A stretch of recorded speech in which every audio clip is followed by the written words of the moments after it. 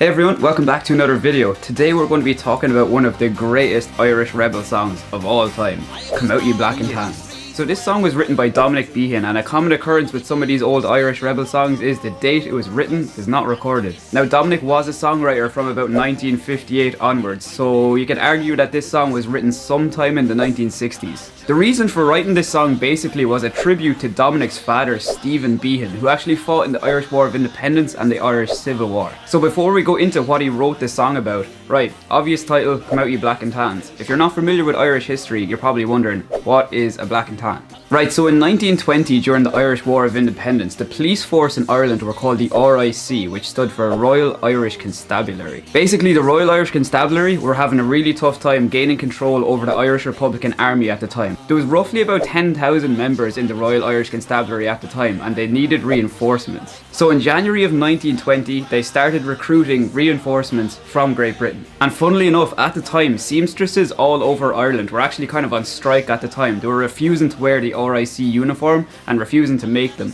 So essentially they ran out of uniforms. So between 1920 and 1921, they recruited in reinforcements of about 10,000 to 13,000 men. And the problem was they had no RIC uniforms to wear. So they started mixing uniforms. They wore the dark green cap of the RIC and they wore trousers from the British Army, which were a khaki colour. And this is where the name Black and Tans came from. Black and Tan literally was just a nickname based on the uniform that they wore. Right, let's go back to the song now. So what the song is basically written about is the dispute or the row basically between Unionist and Republican neighbours in Dublin City at the time. Basically the song confronts pro-British people, both Protestant and Catholics, that were living in Dublin in the 1920s. So Dominic is essentially calling anyone that's pro-British living in Dublin a black and tan, essentially. And he also works into the lyrics of the song some events that happened between the Black and Tans and the Irish Republican Army. For example, the line, "The IRA made you run like hell away from the green and lovely lanes of Killashandra." Killashandra is in County Cavan, and in 1922, ex-RIC men and British Army men were actually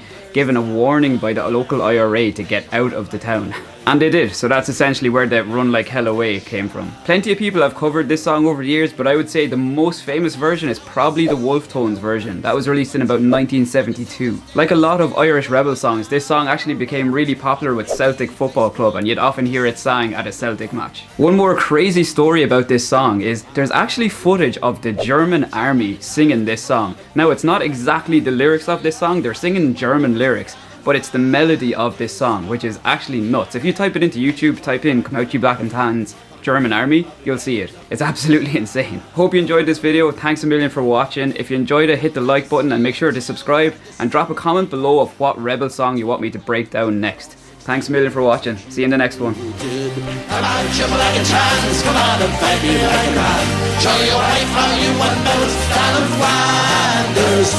How the IRA made to run like hell away from the green and lovely lanes of Killashandra.